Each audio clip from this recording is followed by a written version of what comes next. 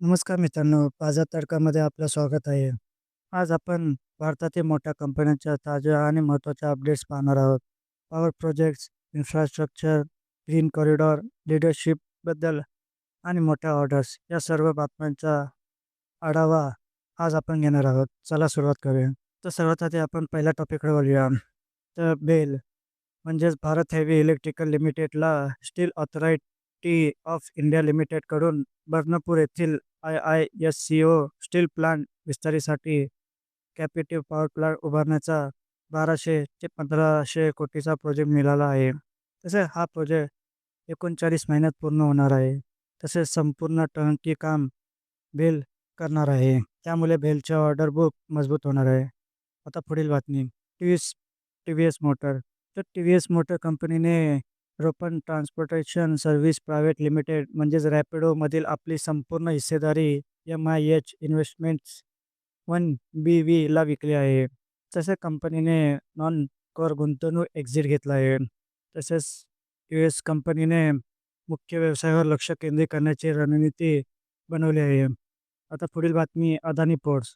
तर Adani ports and special economic zone आणि port of मर्सेल force यांनी IMEC कॉरिडॉर मजबूत करण्यासाठी MOU साईन केला आहे. तर हा MOU मुंद्रा मर्सेल ग्रीन मरीटाईम कॉरिडॉर विकसित होणार आहे. तसे कमी कार्बन उत्सर्जनास प्रोत्साहन मिळणार आहे.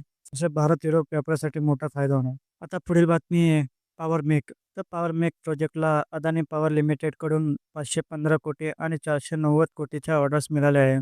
त्यामुळे आज या शेअर्समध्ये 5% पेक्षा जास्त वाढ दिसत आहे.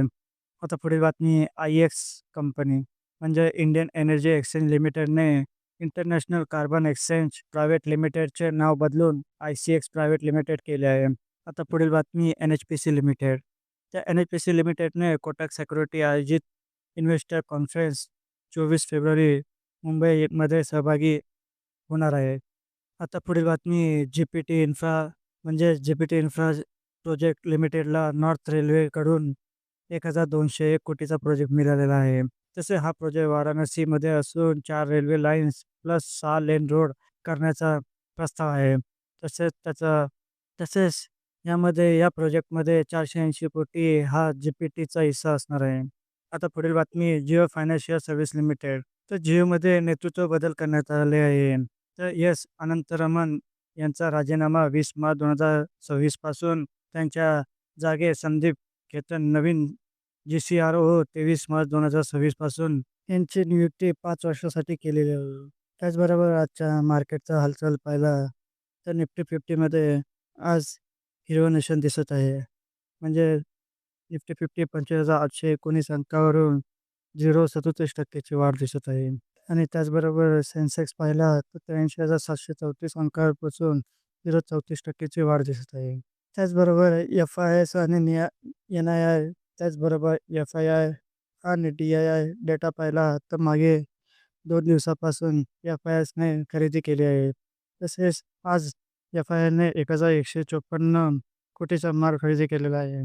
त्याचबरोबर आज FISने 1,154 चे बाईंग केलेले आहे.